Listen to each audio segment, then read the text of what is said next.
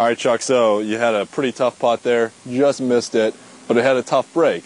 And today we're going to be talking about how to read breaks and then some drills that you can practice out on the practice screen so that you can succeed in reading your greens out on the course. Mike, that's exactly right. We want to make sure that when we get in that 6 to 8 foot range, even though we might not have a perfectly flat putt, we want to see how we can make more of them. So we've got some drills to show you so we can make sure that you understand what we're trying to do when we're reading the green, and then exactly how much break to play. All right, Chuck, so right now we're actually going to set up a drill here called the X drill. How does it work? What are we looking for? The X drill, Mike, what it allows us to do is with one hole see various things. We're going to see uphill and downhill putts, as well as right to left and left to right breakers.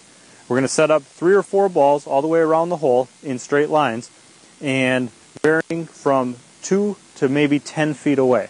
Okay. The shorter putts are going to have a little bit less break, and the longer putt's going to have a little bit more break. So we're going to start here with a slightly uphill, about 2-footer. Remember, taking that putter straight back and straight through, very little break. Step back a little bit further, and we're going to see the ball curve a little bit more from the right to the left. Got to get it there, though, right? You always got to get it to the hole.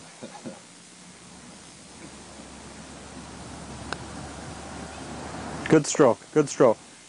Now as we step up to this one, always get a general line as to if this ball is going to go from the right to the left or the left to the right.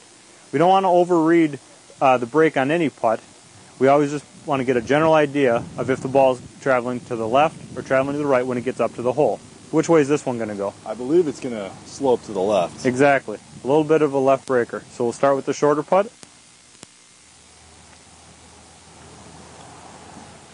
And as we step back, again, remembering that a little bit, we're going to need to play a little bit more break with a little bit longer distances. Okay.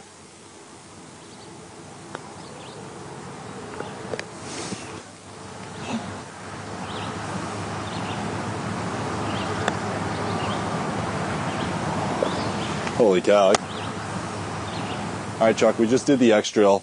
I made a fair amount of putts, better than usual. But the key to it is hitting from different distances with different speeds, but the same break, correct? Correct. As you move further and further back from the hole with the 2-footer, the 4-footer, or the 6-foot putt, you're going to notice that the break generally is the same. It's a left to right break, but you're going to have to vary your speed and the amount of break that you play. So that's why it's a great drill. And as you flip to the other side of the hole, then all of a sudden you get a downhill break or in the opposite direction. Really good drill, and one that a lot of more people should practice because they normally don't play enough break and end up on the short side of the hole. All right, well, if you can't already tell, we're trying to emphasize get out onto the putting green. That's really where you're going to shave strokes off your score, and that's where you're going to have a much better time out on the course. And for the director of golf, Chuck Klikaski, out here at Cragun's Legacy Courses in Brainerd, Minnesota, for Tee Times, I'm Mike Wolan for Lakeland News at 10.